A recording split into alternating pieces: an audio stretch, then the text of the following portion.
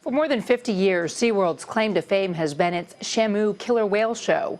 And now the company says it's ending the show at its San Diego park by 2017. SeaWorld CEO said customers made it clear they'd rather see orcas acting more naturally rather than doing tricks.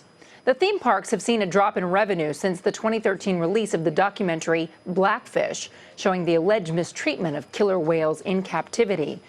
So far, the change takes place only at the San Diego park, where attendance has dropped significantly. Lori Weisberg is a business reporter with the San Diego Union-Tribune and broke this story. Joins us from San Diego. Lori, great to talk to you. How significantly is attendance down in San Diego? Well, last year in San Diego, it was down about 17%, and we know that because the city has a lease with SeaWorld, and they report those attendance figures. SeaWorld itself will never tell you what those numbers are, but in San Diego, it's substantial. I understand there are 11 orcas at the San Diego SeaWorld right now. What happens to them if they're no longer part of a Shamu show? Well, SeaWorld points out that there will still be a show, some kind of show. They call it an orca experience. Those orcas will still most likely be participating in whatever this new experience is. The CEO has been very silent on what those changes will be. But as you pointed out, no more tricks, more natural behaviors. We don't know, though, what that show is going to look like, but that iconic Shamu show where they perform on command by the trainers, in response to the trainers, is not going to be that kind of show. So when we're talking about SeaWorld coming under fire, it's not the only reason it's under scrutiny because of this documentary. Don't forget, it had a trainer die who was involved in a show at the time. But when we're looking at the orcas, it seems like some of the criticism has been not just that they're performing like circus acts, but the fact that they're being mistreated. In fact, PETA says an end to the SeaWorld tawdry circus-style shows is inevitable and necessary.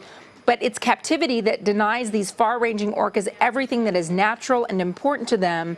The move is like no longer whipping lions in a circus act, but keeping them locked inside cages for life, or no longer beating dogs but never letting them out of crates. PETA's calling on SeaWorld to stop breeding orcas and start building sea sanctuaries. I understand there's even legislation in California pending that would no longer allow SeaWorld to breed the orcas. Yeah, a congressman has proposed legislation that would do that. SeaWorld's being very careful. It is not ending. It says it will not end captive breeding. That is not what it's doing. In fact, it's challenging a coastal commission ruling that would prohibit it from continuing to breed these animals. They said that that's a bad precedent. It's bad for all kinds of aquariums and parks, and they won't stop that. They will make changes to their shows because they're responding to what they said. Their visitors say that they don't want to see those kinds of shows. They want to see more natural behavior.